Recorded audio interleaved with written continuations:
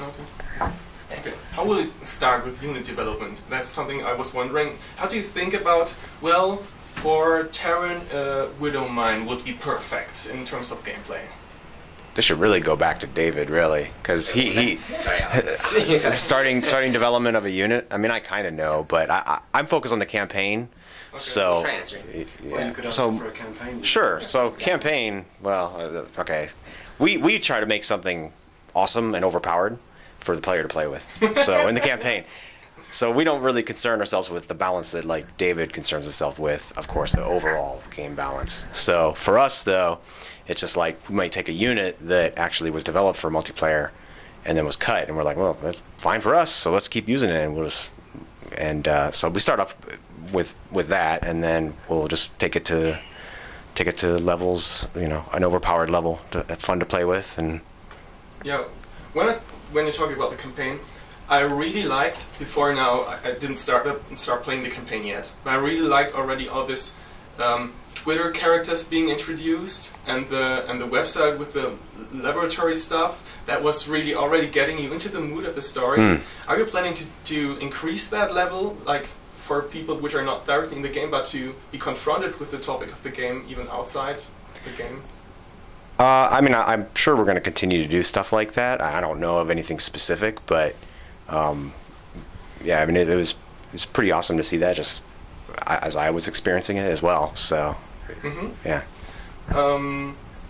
How far?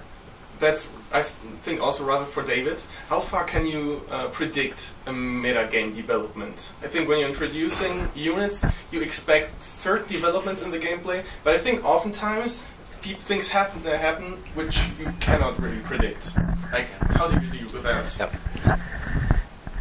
Yep. So that's why we have patches, right? So, like as I said before, with a swarm host, for example, we're not seeing it used as well as we had hoped. So we can deal with that with patches. But I think overall, we have to keep that in mind when we make new units. We can't just say, okay, this is done forever because it's looking good the first 3 months or something, right? Anything can happen. So a good example of that, we were just talking about it, is the Infestor. The Infestor actually was never used, and everyone said the Infestor sucks. Or maybe I should... Oh, so can't do that again. Everyone else said that. That's okay. Yeah, so for example, with the Infestor, a lot of people didn't like the Infestor and they thought it was underpowered.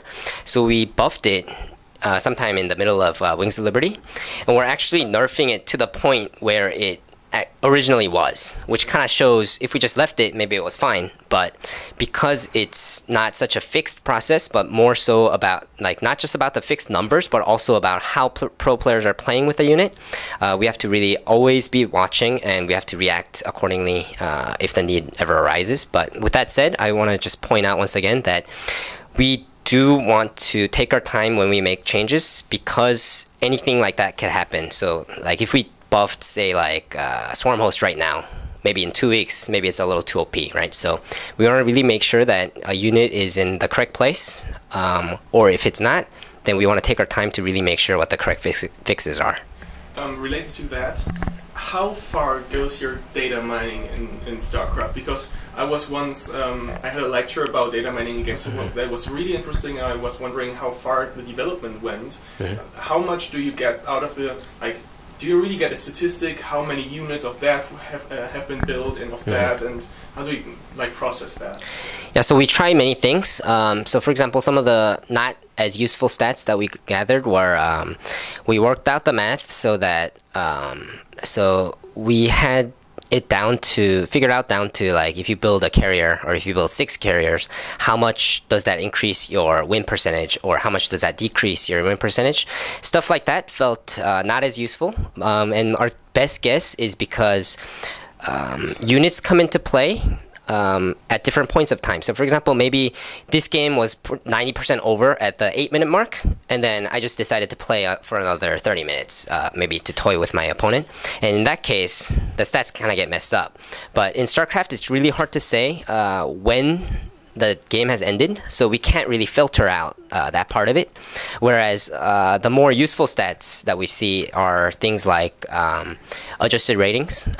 Adjusted ratings, what it does is it factors out the player's skill in an equation, and then we can actually get win percentages per race just strictly based on the races themselves.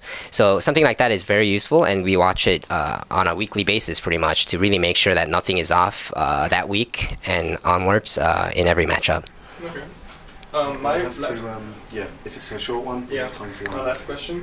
At the release event, I thought the games were very entertaining, and what I wondered was, even in late game armies, when both players had the perfect competition, there was no like Zerg armies overrunning everything. It was even after the thought final battle, it was still very balanced. Yeah. Is that what you wanted to achieve with that new units? Yeah, for sure. We definitely tried our best to make sure that action happens constantly throughout the course of the whole game, and we were very happy to see the 9 games yesterday, because in every single game, no matter the matchup, everyone was trying to go on the offense.